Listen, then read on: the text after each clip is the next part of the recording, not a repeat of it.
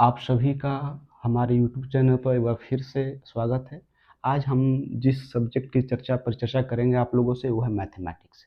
Mathematics ऐसे general study का part नहीं है, लेकिन कुछ ऐसे एग्जामिनेशन है जैसे यूपीएससी हो, स्टेट पीसीएस में विशेषकर यूपीपीएससी का अपर है, लोअर है और समीक्षा अधिकारी, वहाँ पर मैथमेटिक्स का रोल इम्पॉर्टेंट हो जाता है, जो यूपीएससी के सीसेट में और स्टेट पीसीएस के सीसेट में। जबकि कुछ ऐसे ही जनरल कंपटीशन हैं जैसे कि अभी झारखंड एसएससी के एग्जामिनेशन जो सीजीएल हो रहा है उसमें मैथमेटिक्स का रोल है। रेलवे एसएससी, बैंकिंग, ये सब एग्जाम्स में भी मैथमेटिक्स का रोल है। यदि हम झारखंड एसएससी की बात करें,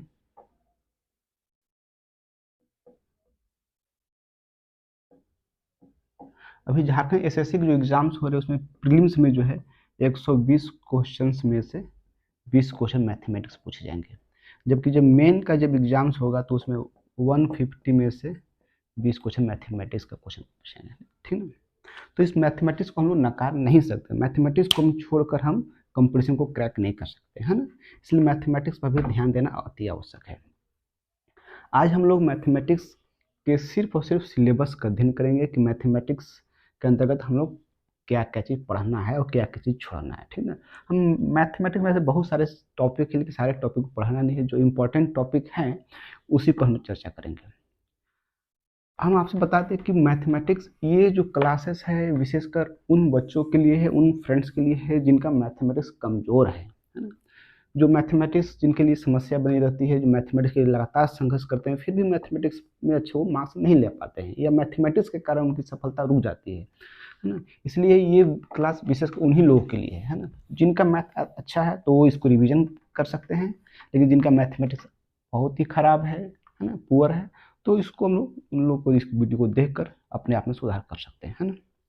देखिए, ठीक है। तो जब यूपीएससी की बात करें तो यूपीएससी में जो सीसेट होता है, सीसेट में मैथ का रोल है ना। क्योंकि जब तक आपका मैथमेटिक्स अच्छा नहीं है तब तक हम यूपीएससी के सीसेट को क्रैक नहीं कर सकते, क्योंकि जो उसका जो मैथमेटिक्स हो गया, रीजनिंग हो गया, है ना, और एक है कंप्रीहेंशन। कंप्रीहेंशन को करना थोड़ा टफ हो जाता है, लेकिन मैथमेटिक्स को आप अच्छे से समझ जाइएगा तो उसको क्रैक कर सकते हैं। दूसरा एग्जाम होता है यूपीपीएससी ना। यूपीपीएससी में भी सीसेट है, सीसेट में भी मैथ है। और सबसे खासियत बात है कि यूपीपीएससी के जो मेन एग्जाम्स होते हैं, मेन के जीएस में मैथमेटिक्स है। यूपीपीएससी के प्रीलिम्स के शीर्षक में मैथ है ही, साथ साथ मेन में भी जीएस मैथमेटिक्स है। इसके अलावा यूपी में एग्जाम जो आपका लोअर का होता है और समीक्षा अधिकारी का रिव्यू। तो यूपी में मेन 3 एग्जाम है, यूपीपीसीएस लोअर, यूपीपीसीएस अपर और यूपीपीसीएस समीक्षा अधिकारी। तीनों में मैथमेटिक्स का डायरेक्ट या इनडायरेक्ट रोल है। यदि हम झारखंड एसएससी बात करें तभी जो सीजीएल का आया है वैकेंसी, है ना, चाहे वो ग्रेजुएट लेवल का सीजीएल हो, है ना, तो उसमें भी आपका बताएं कि प्रीलिम्स में जो है 20 क्वेश्चन और मेन में भी 20 क्वेश्चन रोल है। इसके अलावा आप लोग रेलवे की एग्जामिनेशन देते हैं, एनटीपीसी का, बैंकिंग का है ना, या जो सेंट्रल गवर्नमेंट का जो एसएससी सीजीएल आता है ना, या मैट्रिक लेवल का या इंटर लेवल का जो सेंट्रल गवर्नमेंट का जो एसएससी है, वहाँ पे मैथमेटिक्स का रोल बहुत ही इंपॉर्टेंट है। इसलिए मैथमेटिक्स को हम लोग नेग्लेक्ट करके कंपटीशन को क्रैक नहीं कर सकते, है ना। अब ये मैथमेटिक्स में पढ़ना क्या है, आज सिर्फ और सिर्फ हम सिलेबस की चर्चा करेंगे। इसके बाद जो नेक्स्ट वीडियो आएगा उस पर हम एक एक टॉपिक को लेकर करेंगे।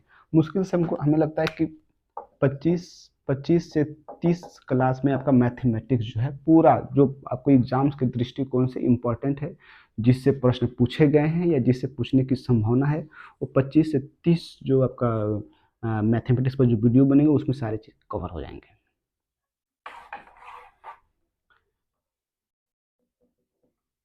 देखिए,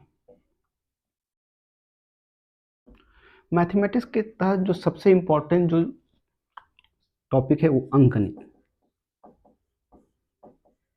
है ना, ठीक है। सेकेंड आता है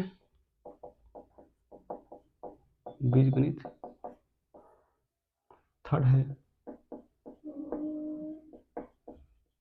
त्रिकोणमिति, है ना, ये मेन है। इसके अलावा भी ज्यामिति वगैरह आता है तो उससे प्रश्न बहुत कम होता है ना। तो मैथमेटिक्स में 3 चैप्टर हो गए। फर्स्ट हो गया अंकगणित, सेकंड बीजगणित और थर्ड है त्रिकोणमिति। इन तीनों में से जो 80% जो प्रश्न पूछे जाते हैं वो अंकगणित से। मैथमेटिक्स में किसी भी कंपनी से, चाहे झारखंड एसएससी की बात कर ले या यूपी पीसीएस की बात करें या यूपीएससी की जो सीसेट की बात करें, तो लगभग 80% जो प्रश्न बेस्ड होते हैं वो अंकगणित होते हैं। और ये बीजगणित और त्रिकोणमिति एवं अन्य जो जैसे ज्यामिति भी हम बोलते हैं, है ना, इन सभी से मिलाकर लगभग 20%। तो 80% प्रश्न अंकगणित से आते हैं लगभग, जबकि 20% जो प्रश्न है बीजगणित हो, त्रिकोणमिति हो या ज्यामिति से आते हैं। इसलिए हमें सबसे ज़्यादा जो फोकस करना है अंकगणित पर ही करना है, क्योंकि 10 में से 8 प्रश्न जो है अंकगणित से आएंगे, 2 प्रश्न 3 प्रश्न जो है उधर से आएंगे, है ना। अंकगणित देखिए क्या क्या पढ़ना है।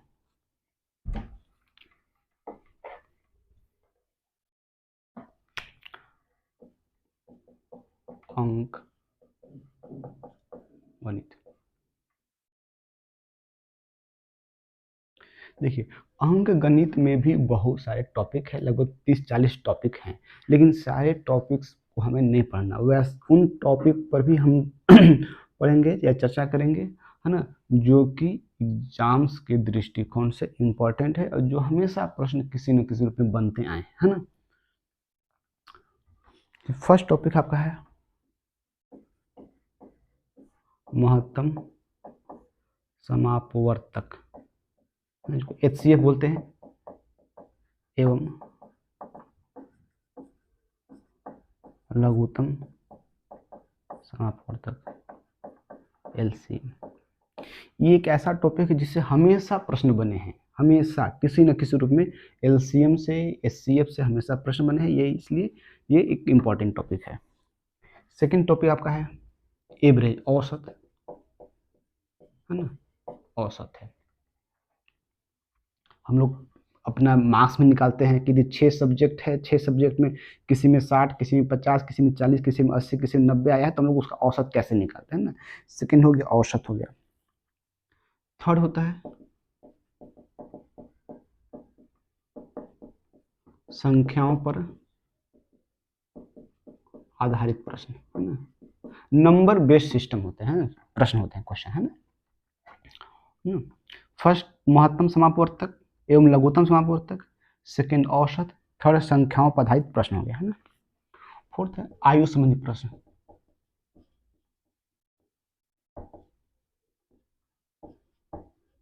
ठीक है, क्वेश्चन बेस्ड ऑन एज, है ना। आयु संबंधी प्रश्न कि यदि 5 साल पहले पिता का उम्र पुत्र की उम्र से दोगुनी थी तो आज उम्र कैसा, इस प्रकार जितने प्रश्न हो जाएंगे वो आयु संबंधी प्रश्न इसमें पूछेंगे। इसके बाद आप लोग देखते हैं,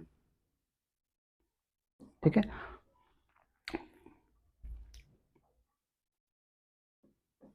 प्रतिशतता, परसेंटेज हम निकालते हैं, है ना, कि आपका आपके मैट्रिक एग्जाम में परसेंटेज, है ना, कितना है, कैसे निकालिएगा, है ना, या और भी सारे प्रश्न इसमें हैं कि प्रतिशतता हो गया, है ना।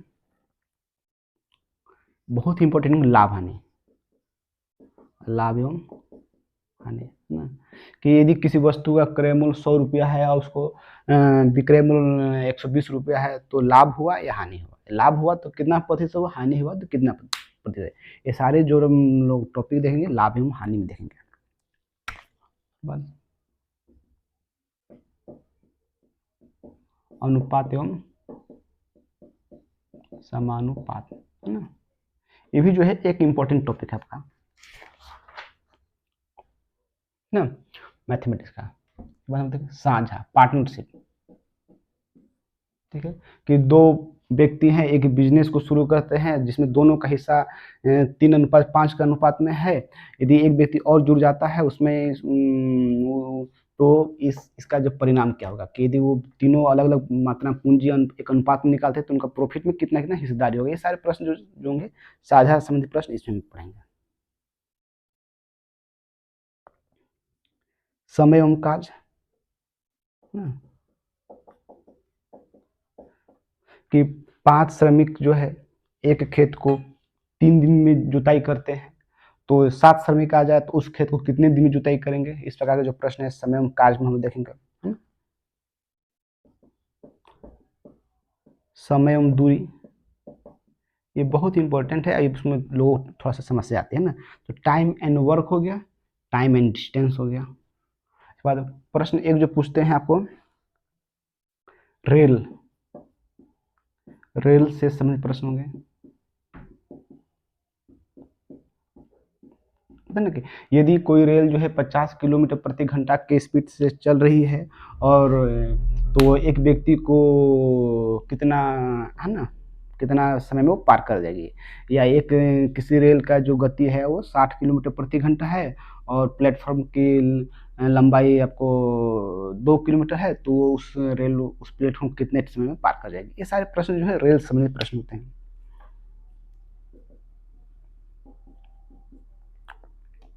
धारा एवं नाव से संबंधित, नाव से है ना।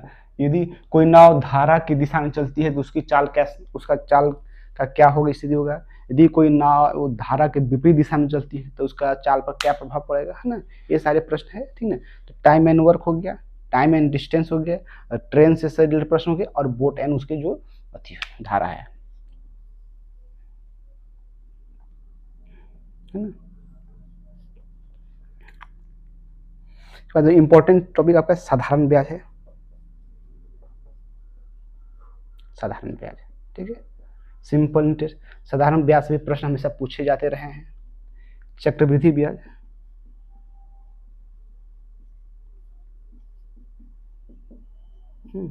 चक्रवृद्धि ब्याज से प्रश्न पूछे जाते रहे हैं।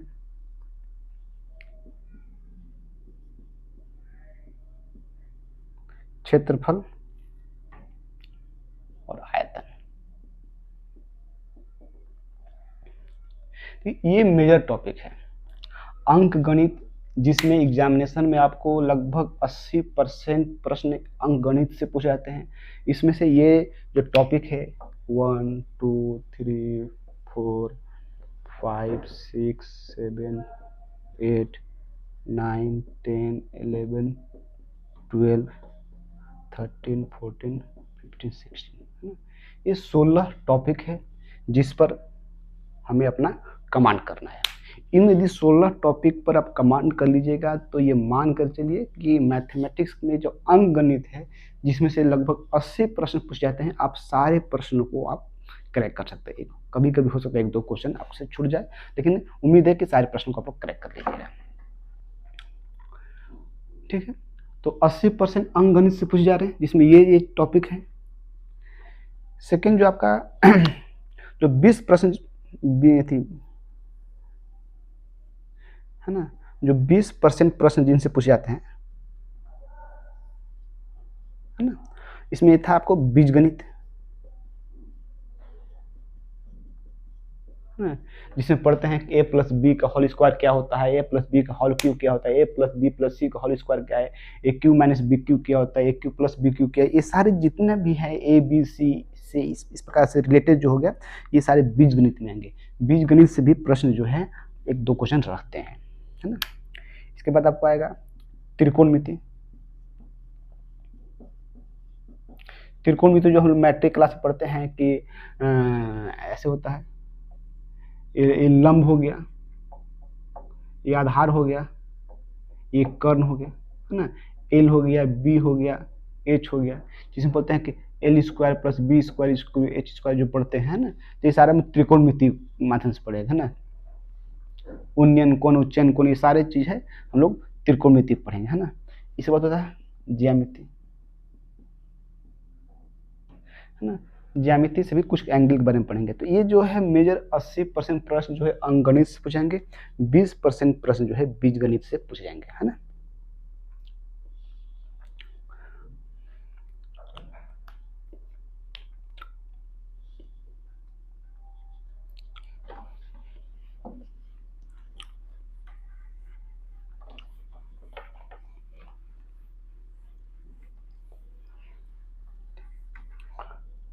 बाद हम लोग जो नेक्स्ट वीडियो में आएंगे उसमें मैथमेटिक्स, आज सिर्फ और सिर्फ मैथमेटिक्स का सिलेबस था कि अंक गणित में क्या क्या चीज़ पढ़ना है ना, और क्या क्या चीज़ छोड़ना है। जैसे बहुत सारा आपको छोटा छोटा टॉपिक आता है, घातांक में करनी है, नंबर सिस्टम है, ये सारे छोटा छोटा टॉपिक जिसको आप खुद से भी पढ़ सकते हैं।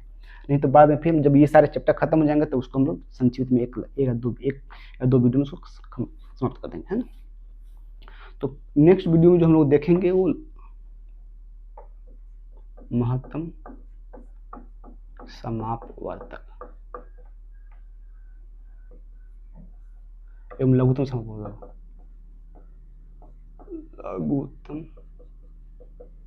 समापवर्तक, ठीक है।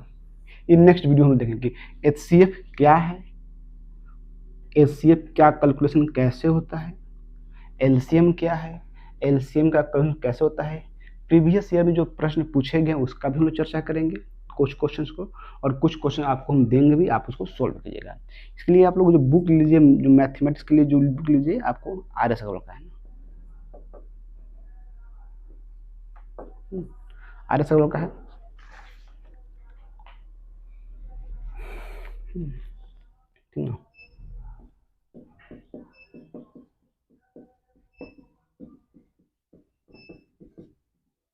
ना ठीक है, ये जो बुक है वो काफ़ी है, इसमें आपको अंकगणित भी है, बीजगणित भी है, त्रिकोणमिति भी है और ज्यामिति भी है। ये बुक आपको सफिशिएंट है ना, इससे आपको प्रैक्टिस करना है।